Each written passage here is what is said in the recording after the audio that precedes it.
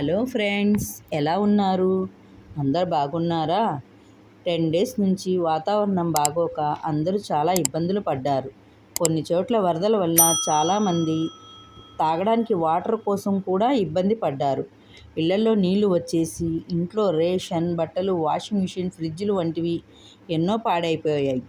ఈ 10 డేస్లో కొంతమంది పరిస్థితి అయితే లైఫ్లో అన్నీ పోగొట్టుకొని మళ్ళీ లైఫ్ని కొత్తగా స్టార్ట్ చేయాల్సి వస్తుంది.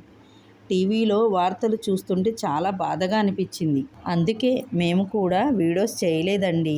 ఇప్పుడిప్పుడే పరిస్థితులు మెరుగవుతున్నాయి. మళ్ళీ ఇటువంటి విపత్తులు రాకూడదని కోరుకుంటున్నాం.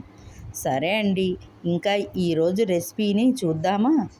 ఈరోజు రెసిపీ గులాబ్ జామున్. దీనికి కావాల్సిన పదార్థాలు: gulab jam packets 2, milk powder 50 గ్రాములు, పంచదార 500 గ్రాములు, యాలకులు 5, ఆయిల్ డీప్ ఫ్రైకి సరిపడా. తయారు చేసే విధానం: 2 గులాబ్ జామ్ ప్యాకెట్లను తీసుకొని ఒక గిన్నెలో వేసి అందులో 50 గ్రాముల మిల్క్ పౌడర్ వేసుకొని వాటర్ కొంచెం కొంచెం వేసుకుంటూ పిండిని స్మూత్గా కలుపుకోవాలి. గోధుమ పిండి కలిపినట్టు కలపకూడదు. స్మూత్గా వేళ్లతోనే కలపాలి, లేకపోతే గులాబ్ జామున్ ఉండలు నూనెలో వేయగానే పగిలిపోతాయి.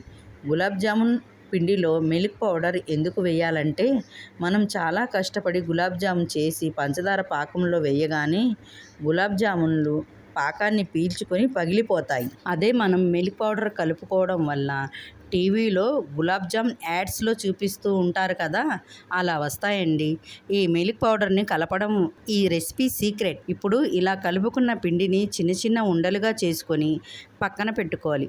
ఇప్పుడు స్టవ్ వెలిగించి ఒక కడాయి పెట్టుకొని అందులో డీప్ ఫ్రైకి సరిపడా ఆయిల్ వేసి వేడెక్కనివ్వాలి. పక్కన స్టవ్ వెలిగించి దానిపై వెడల్పాటి గిన్నె పెట్టుకొని 500 గ్రాముల పంచదార, 1/2 లీటర్ వాటర్ వేసి పంచదారని కరగనివ్వాలి. ఇందులోనే యాలకుల పౌడర్ కూడా వేసుకోవాలి. పంచదార కరిగితే చాలు, పాకం రావాల్సిన అవసరం లేదు.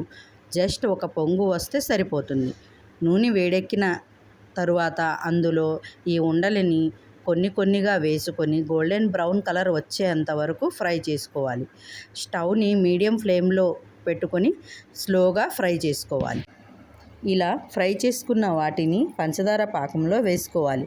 పంచదార పాకం చల్లారకూడదు. వేడిగా ఉన్నప్పుడే ఈ ఉండలు వేసి ఒక అరగంట సేపు పక్కన పెట్టుకోవాలి. అరగంట తరువాత గులాబ్ జామున్ రెడీ అయిపోయింది. ఇలానే తినాలంటే తినేయచ్చు, లేదా కాసేపు ఫ్రిడ్జ్లో పెట్టి చల్లారిన తర్వాత అయినా తినవచ్చు. ఎలా ఉందండి ఈ గులాబ్ జామున్ రెసిపీ? మీకు నచ్చినట్టయితే ప్లీజ్ మా ఛానల్ని సబ్స్క్రైబ్ చేసి ఒక లైక్ కొట్టి మంచి కామెంట్ పెట్టండి. ఈ రెసిపీని మీ ఫ్యామిలీ అండ్ ఫ్రెండ్స్తో షేర్ చేయడం అస్సలు మర్చిపోవద్దు. Thanks for watching.